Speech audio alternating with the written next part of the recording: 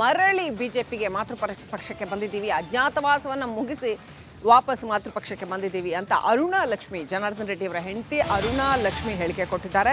ಯಾವುದೇ ಷರತ್ತಿಲ್ಲದೆ ಬಿಜೆಪಿಗೆ ವಾಪಸ್ ಬಂದಿದ್ದೀವಿ, ಮಾತೃಪಕ್ಷಕ್ಕೆ ಬಂದಿದ್ದು ಬಹಳ ಸಂತೋಷವಾಗಿದೆ ಅಂತ ರಿಪಬ್ಲಿಕ್ ಕನ್ನಡಕ್ಕೆ ಜನಾರ್ದನ್ ರೆಡ್ಡಿ ಪತ್ನಿ ಅರುಣಾ ಲಕ್ಷ್ಮಿ ಹೇಳಿಕೆ ಕೊಟ್ಟಿದ್ದಾರೆ. ಅಷ್ಟೆಲ್ಲ KRPP ಕಾರ್ಯಕರ್ತರಿಗೆ ಧನ್ಯವಾದ ಸಲ್ಲಿಸ್ತೀನಿ ಅಂತ ಕೂಡ ಬೆಂಗಳೂರಿನಲ್ಲಿ ಜನಾರ್ದನ್ ರೆಡ್ಡಿ ಪಕ್ಷ ಸೇರ್ಪಡೆಯಾದ ಈ ಒಂದು ಸಂದರ್ಭದಲ್ಲಿ ಅರುಣಾ ಲಕ್ಷ್ಮಿ ಅವರು ಹೇಳಿಕೆ ಕೊಟ್ಟಿದ್ದಾರೆ.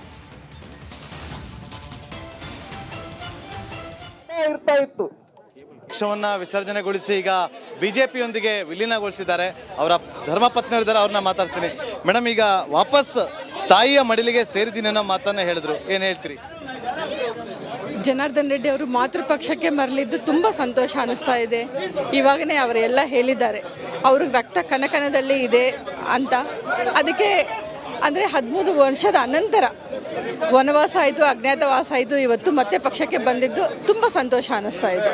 13 ವರ್ಷದ ಅಜ್ಞಾತವಾಸ, ಅದ್ರ ಬಗ್ಗೆ ತಮಗೆಲ್ಲ ಗೊತ್ತಲ್ಲಮ್ಮ, 13 ವರ್ಷ ವನವಾಸ ಅಜ್ಞಾತವಾಸ ಅಂದರೆ ರಾಜಕೀಯ ವನವಾಸ ಅಂತಲೇ ಹೇಳ್ತೀನಿ ನಾನು. ಇದಕ್ಕೆ ಇವತ್ತು ಪಕ್ಷಕ್ಕೆ ಮಾತೃಪಕ್ಷಕ್ಕೆ ಮರಳಿದ್ದು ತುಂಬ ಸಂತೋಷ ಅನ್ನಿಸ್ತಾ ಇದೆ.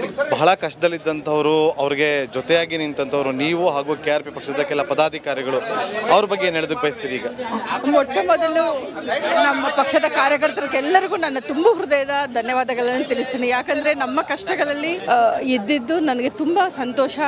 ಮೊಟ್ಟ ಮೊದಲು ಅವ್ರಿಗೆ ನಾನು ಧನ್ಯವಾದಗಳನ್ನು ತಿಳಿಸ್ತಾ ಇದ್ದೀನಿ. ಲೋಕಸಭಾ ಚುನಾವಣೆಯಲ್ಲಿ ಇಲ್ಲೊಂದು ಕಡೆ ಕೊಪ್ಪಳದಿಂದ ಕಣಕ್ಕಿಳಿತಾರೆ ಅನ್ನೋ ಚರ್ಚೆಗಳು ಶುರುವಾಗಿದೆ. ಈಗ ಅದಂತೂ ಏನೂ ಇಲ್ಲಮ್ಮ, ಏನು ಕಂಡೀಷನ್ಸ್ ಏನೂ ಇಲ್ಲ.